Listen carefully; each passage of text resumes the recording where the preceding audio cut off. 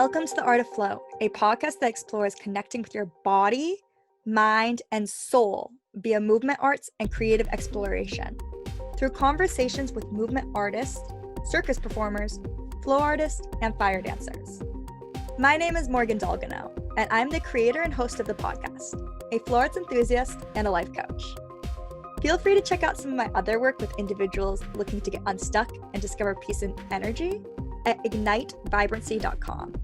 And occasionally, I will bring coaching concepts into the artistic dialogues. The Art of Flow is a free public resource for creators, teachers, and supporters of the arts who are interested in flow arts and fire dancing. It is available for mainstream distribution on iTunes, Spotify, SoundCloud, Google Play, YouTube, Stitcher, and at theartofflowpodcast.com. If you believe in a show that provides inspiration for artists and conversations on the creative process, please support the podcast on Patreon to keep it going. As a supporter, you can earn early access full-length interviews, submit questions for interviewees, be mentioned in an episode, and get a behind-the-scenes look at how the podcast is made. That's The Art of Flow if you're searching for it online. You can also follow the podcast on Instagram and Facebook to receive shorter clips of episodes, updates, and notifications when new episodes are released. Welcome to a special episode of the Art of Flow podcast. Today, we're going to be doing a deep dive into the podcast itself, where it came from, how it started, where it's going, and what I've learned so far from the podcast itself and all the wonderful guest artists and creators, business owners, community members, interviewees that we've had on the show so far. The podcast began in 2018 and it's now about to be 2021. But before we begin, there are a couple of things I want to mention. First of all, patrons on Patreon are the reason the show is possible. Without these wonderful human beings, this show wouldn't be made, heard, or accessible for free. So let's take a moment to appreciate them and all that they do with some fun poetry. The first person I'd love to thank is BJ Berg. BJ is the co-founder of Seattle Flow Arts Collective, a new flow arts nonprofit. It is an inclusive community that shares and advances the flow arts in the Puget Sound region by fostering the next 1,000 flow journeys with events, training, outreach, and other opportunities for growth, play, and connection. Find out more by visiting their website, seattleflowarts.org. As some of you may have heard, the supporter who reached out with the word, a vision for more flow arts support, nonprofit in Puget Sound, I report. Thanks so much, BJ Berg, making this podcast possible. Rest assured. Another person who's been behind the scenes making the podcast possible is the wonderful Jilly Bee. She was heard on an interview on the podcast this very season. So you can go check it out and hear her thoughts on digital communities. She's one of the moderators of Poi Chat. And Buzz on the Street is this flow lady can be sweet. Everything's gonna be all right when Jilly Bee buzzes by in the night. Hive member, thanks for the honey. Keeping this accessible for no money. Jilly Bee, thanks so much for your support. Now, today, we're going to do things a little differently. We're going to be talking with someone you've heard plenty from, but maybe not so much about. So I ask our guest artists, let's check in. How have these COVID times been treating you? What has changed for you? Well, I've started talking to myself. That's one thing. I feel really, really lucky to have the support systems that I do, and also to have been in the line of work that I was in that I can continue remotely.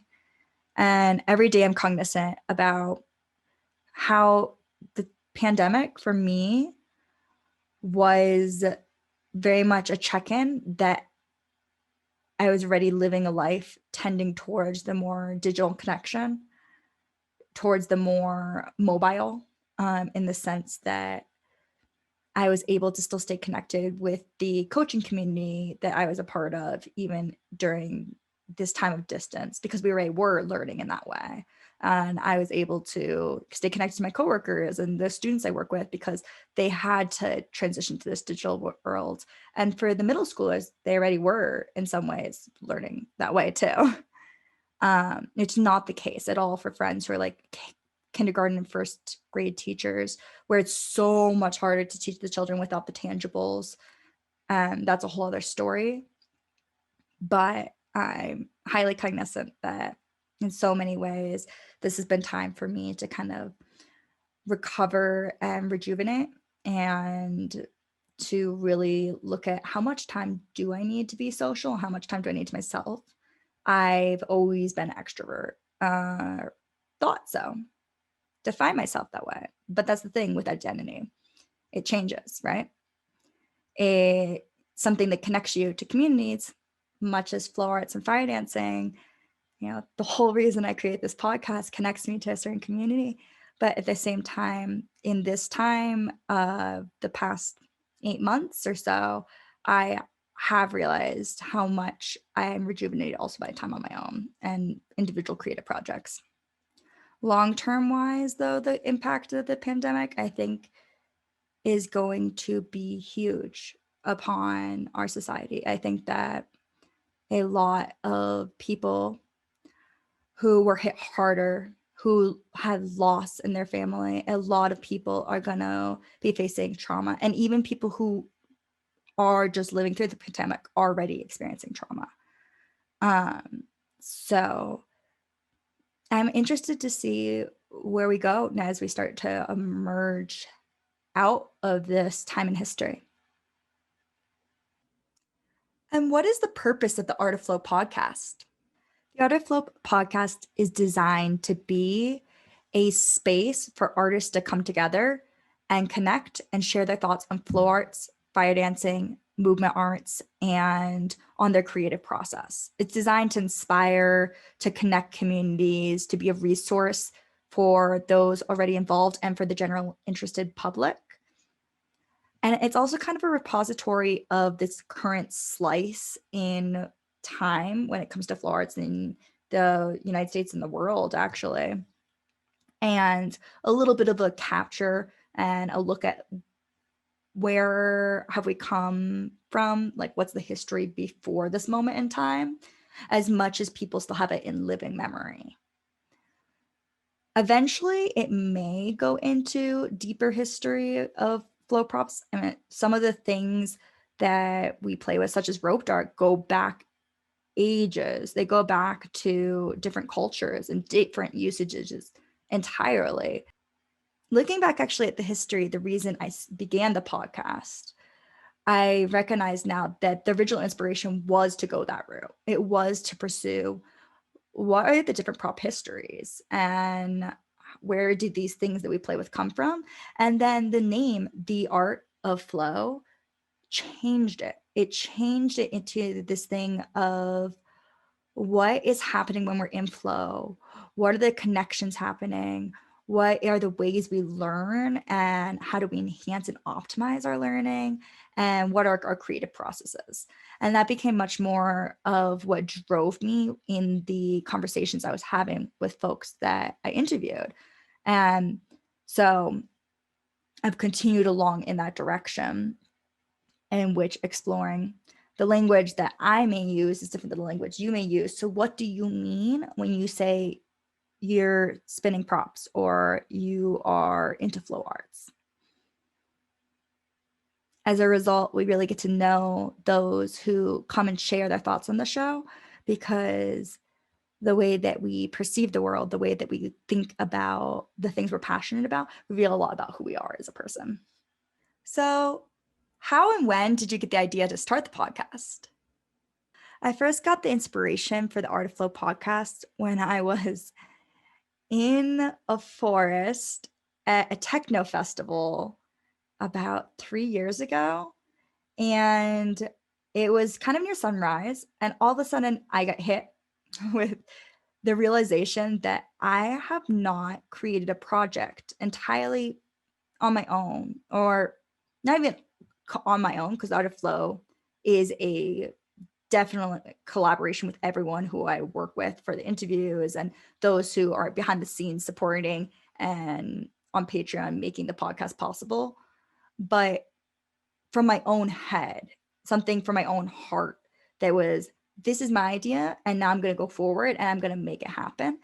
I hadn't done a project like that for years. The last time I'd done a project like that, it had been starting a youth group with some friends. And I think I had to let it go. And it kind of broke my heart. And so I never healed from that. I was always getting involved with other people's projects and helping them as more of a not even on the sideline, sometimes in main roles, but helping them to make their dreams, their ideas a reality. And I decided, no, okay, when I'm hit or an idea that I'm excited about attaches to me, it comes to me, I'm going to pursue it this time.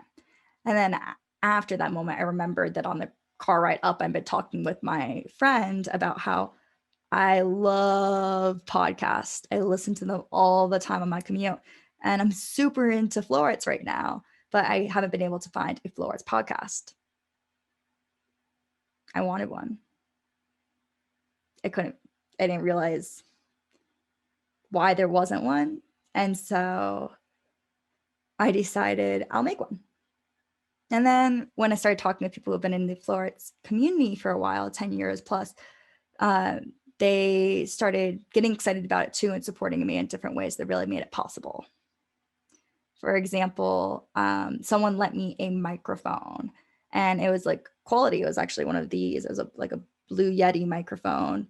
And it totally made it possible for me to not delay on getting the idea started because I don't have the technology or have the means to do it. And it kind of is like, okay, go forth, do that idea that you just thought of. Like you have a plan, you have people you're ready to talk to. You have a reason you're talking to them. So make that happen. What's your vision for the podcast going forward? I have different branching pathways for the podcast going forward. I imagine that all of them will come to fruition in their own unique ways in a blend that works for the podcast and for what listeners are interested in as well. But I would really love to get to delve in at some point to people who have created props or innovated on prop creation within their lifetime, speaking with them.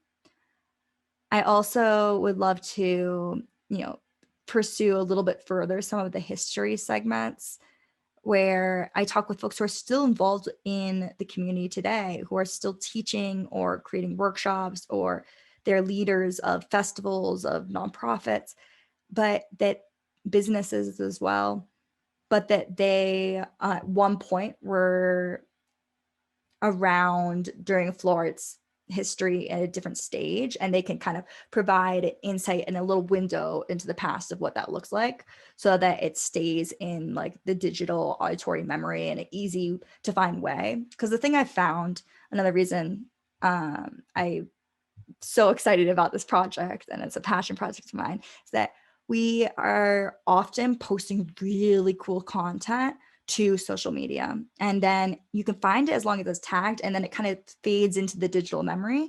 And what about the stuff that you want to be able to search up? They used to be on message boards, what I hear, and probably still are. Yeah, message boards can sometimes be hard to sort through too, and they can be destroyed. They could cease to exist. Those websites can cease to exist. And so in that regards, I think it's really nice to have a repository of knowledge.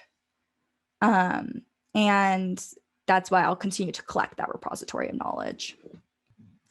Also going forward, I really want to have more diverse voices on the podcast.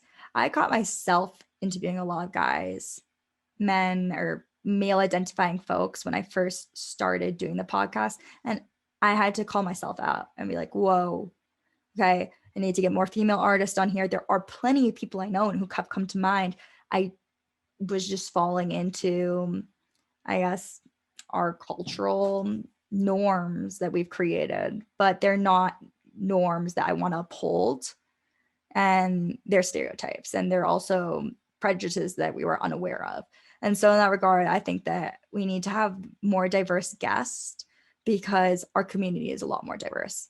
I mean, even beyond race, I think that we need to be having interviews with folks of different ages, of different ethnicities, of different countries.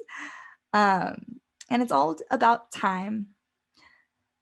Personally, the way the podcast has been unfolding, my process is actually I have a list. I have a list of people I intend to interview or reach out to, and I do go to that list. And then sometimes things happen organically. One person I talk to recommends another person they know. And this is in anthropology and other studies. People often do use this as a sampling technique. I think I'm blanking on the name. It's not random sampling, but it's like ping pong sampling technique. And so it's been working spectacularly well for the podcast up until now, in the sense that when I reach out to those people or when they reach out to me, then it organically is really easy for us to set up a time and a period for us to sit down and chat, and they're ready, engaged, and hooked. It's not something I have to plan months ahead out. However, because I've updated the way that scheduling works for the podcast and streamlined things, it is possible now to reach out to way more people and not have it be a month to month occasion or whim, and plan far out for people's schedules. What have you learned from this creative project so far? What I've learned from the Art of Flow podcast so far is multifold. It goes beyond what I've learned from the artist interviewees that I've talked to. The folks who have shared so much about how flow arts and financing can be a modality of healing, a movement art, meditative. It can be a way of performance, which gives back to others and tells a story at the same time as transforming the world. These are already mind-blowing, comprehensive lessons that maybe I've experienced or felt or thought myself before, but also to hear them said in such different ways that are unique to each individual, to said in mathematical terms or shared in more of a martial art term or from a spiritual perspective of the sacredness. It's very interesting to get more complex understandings at different levels of this art form we share. Yet it's multifold, my understanding and takeaways from the podcast, because I also learned from the process of making the podcast, of being the person to reach out to others and engage them in a conversation and record it and share it publicly. I found that people are way more willing to help you out than you might realize. A lot of times we're actually held back by fear and by our perceptions of others or how they'll perceive us. And if we step out of that zone and suggest something we're passionate about, we pursue and share with others what's really going on in our minds, then it's possible for different things to fall into place. And that's what happened with this podcast. I was helped along with the microphone in the beginning. And I felt like when I mentioned I was doing a podcast to other people in the community, they connected me with others who were familiar with sound design or recording, or an artist that was visiting from out of town who I'd never heard of, but would be really interesting to talk to, as they are a nexus of information and another flow community that I wasn't even yet familiar with.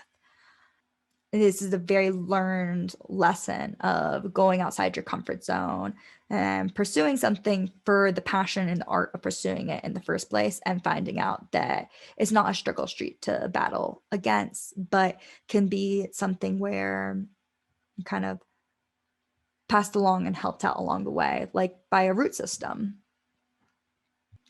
And I do have to apologize, guys. I have a bit of a raspy throat and am forgetting to use my microphone for voice. So if some of these answers are a little harder hitting on your ears than you like, my bad. I think things should be back to normal next month. How long does it take you to work on the podcast? And what inspires you to keep doing it annually? When I first started the podcast, it took me an inordinate amount of time to create it. I think I wrote down in my notes on my phone that the first episode was something like 16 hours. I was editing out every and like and and doing sound design of specifically pairing up music at certain sections for an emotional journey, and it was just super complicated. But now the podcast creation, it takes a couple of hours a month. It's somewhere between the various low end. If I did a podcast recording the previous month, that's like 4 hours to like 8 hours. And that's because there's the time to set up the interview, to do the actual recording, to do the editing and the like sound cleanup or graphics and some of the visual design. Very light, very minimal. And the social media shares and distribution. And I guess that about covers it. There's another odd thing here or there. They're setting up an interview for the next month, and maintaining relationships and just like being involved with what people are saying about the podcast. I love getting comments and responding to them, and I love also connecting with artists who I've interviewed before in the past, and then hearing what they're currently up to. And sometimes I'll share those things out on the Art of Flow channel, usually on Facebook, or the Art of Flow Facebook group too. I'll post some questions there just to get conversations going, and share random things I was thinking about, like, if you were an animal, what animal would you be? So why do I keep doing it? Annually, I keep coming back to creating the Art of Flow podcast because every time I talk to someone on the show, we make an episode, I feel so re-inspired and invigorated about the flow arts and fire dancing. I want to go outside and practice. I want to try out the things that they have as their personal practices or have suggested. It gets my creative juices flowing in so many more ways. And originally when I started it, I thought, if I'm going to be having these conversations with tons of people about their viewpoint of the world and what they do and why they dance already outside flow jams and outside fire pits, I should be sharing these with the world, with the public. We don't necessarily always have time to have those conversations with each other because we're sharing tricks, we're sharing knowledge, we're checking in on each other in other ways. But these conversations, I think, can fill us up and bolster us and carry us forward collectively when they're the ones that you're searching for. What's your flow story? Why were you inspired to start fire dancing or flow arts? I began to discover flow arts and fire dancing recently after moving to the Bay Area. Someone I was dating at the time was really into poi and asked if I would try spinning some partner poi with them. However, it was during a breakup that I delved deeper, using dancing with poi after work as my own way to rejuvenate myself, exercise, stretch my brain, and in many ways to heal and rediscover who I am. It taught me a lot about how I learn and approach learning. And it also allowed a fun way to dance, so I definitely continued doing it. And then it was after I've been doing it for some months that I decided I really wanted to connect and see if there are other people in the community who were doing flow arts. Interesting. And in what ways has fire spinning and flow arts impacted your life? In what ways has it changed your mind, body, and spirit? Flow arts and fire spinning has dramatically impacted my life. Physically, I move a lot more. I got back into dance. It wasn't something I'd done since I was in high school or my younger years, really growing up. And so it's been really healthy for my body. I've been feeling my shoulder muscles particularly, and my like spatial awareness improving. I think also with my mind, it provides a challenge to look at the world in a different way. And I can definitely see how it's an emotional release as well. Coming home after being stressed out and just dancing and sort of putting those things that I'm not able to put into words into movement is freeing. And for my spirit, I feel like it's very meditative. It's provided more alone time for me, which is something I often forget to carve out for myself, but flow arts can provide that. It can also provide social time too and connection. So it's good for my spirit in that way. New friendships as well sprung out of shared interest in flow arts and fire dancing. And I actually became more aware of the moon cycles because of fire dancing, given when fire jams happen. And I got a lot more curious about certain like celestial objects in the sky as a result of fire dancing and just being outside more at night, which is something I wasn't doing prior to fire dancing, unless I was doing night hikes. It changed some of my interests actually, because I was really into climbing, but then I got injured from climbing and I couldn't flow for a while in the same way. I did learn one-handed poi. And so I kind of put some of my interest more to the side, and fire dancing and flow arts came more to the forefront. It's impacted the way that I view how I learn. I never knew that I got so frustrated so easily, so quickly at the front end of things, and that I was rushing and pushing and going for a goal that was holding me back, rather than breathing and stopping and pausing and becoming aware of, what's going on with my hand, what's going on with my elbow, what's going on to the different parts of myself that could be impacting what's happening right now and the results I want. Earlier on, who were the dancers, movers, and spinners who inspired you? The ones I knew in person were the ones who taught me things and shared what they knew. I remember Will Kielty going out of his way to notice newcomers to jams and to get to know them if he saw them a couple of times. I remember learning from him what anti-spin, tricretras, and stalls were, and being inspired by the ways he transitioned between the movements. Ashley Galliford's contact moves definitely still are an inspiration to me, but it was really getting to meet her at a festival and learn from her in person that made her an inspiration to me. I think that the same thing with Ronan coming to town and teaching class. I wouldn't have known who he was yet because I wasn't that plugged into the flow arts community online. And so the fact that I got to meet him in person really inspired me. Lane Lillquist, the first person I interviewed for this podcast, he really inspired me with his flowers, but also with the way he enhances and creates community. The thing with my first inspirations is that a lot of them are poi focused, and they're people that I met who were teaching me when I still didn't know what flow arts and the community was. I didn't have a fully formed concept of its values. They were the people who were excited and passionate to talk about these topics and to share what they've learned. They were the movers that inspired me because they have intention behind their movement. And that still continues to this day. I'm still inspired today by people who have intention behind their movement and thought out concepts to their pieces. And what do you think is the greatest challenge to creating art? Definitely fear, resistance, and outdated beliefs about time or talent. I hear a lot of people who are not yet into spinning or the flow arts look at what I'm doing or friends are doing and say, oh my gosh, that's so hard. I can never do that. It's a challenge right there to getting involved. And I think it stops them from creating art in other ways too. There's that concept of talent, innate, born quality that you either have or you don't have. And it stops people from trying new things. Resistance comes up because over time it's like, oh, I could do that, but like I'm tired, I'm lazy, I'm insert reason here. The resistance that's coming up is stopping that momentum to going forward and creating something.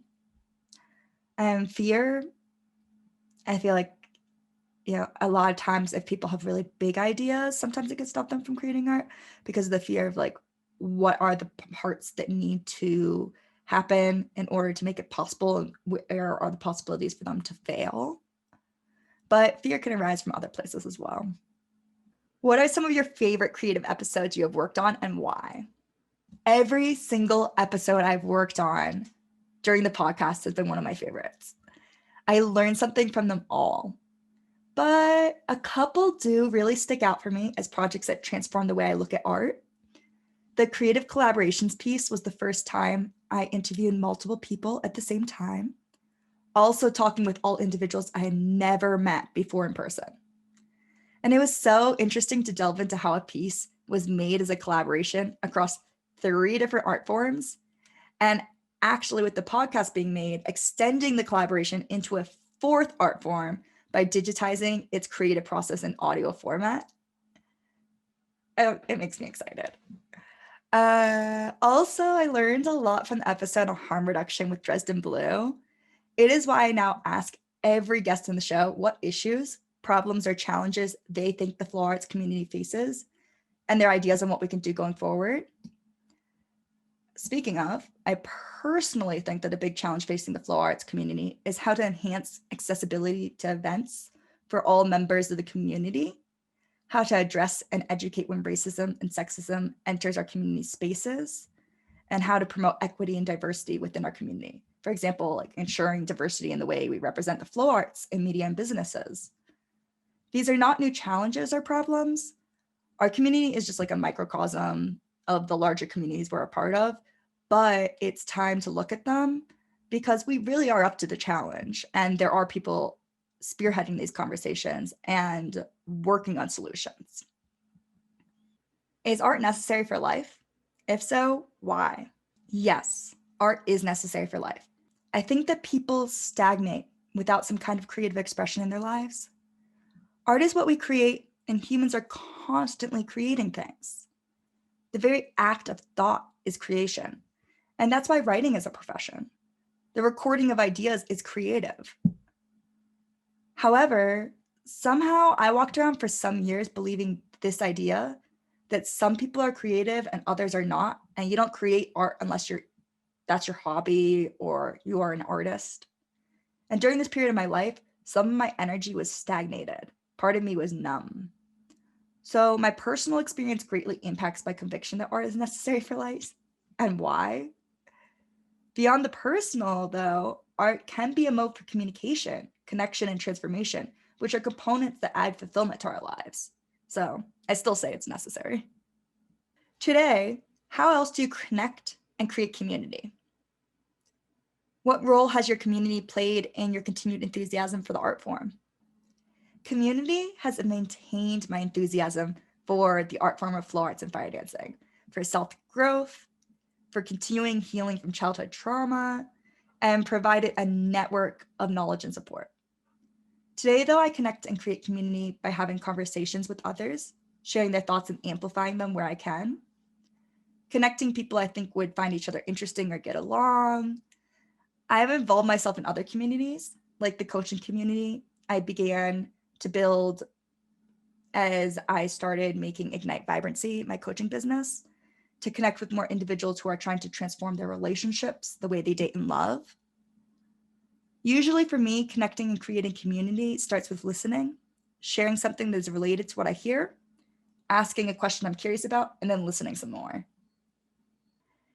Do you have a consistent personal practice? And if so, tell us about it. What is it and how do you maintain it? No and yes.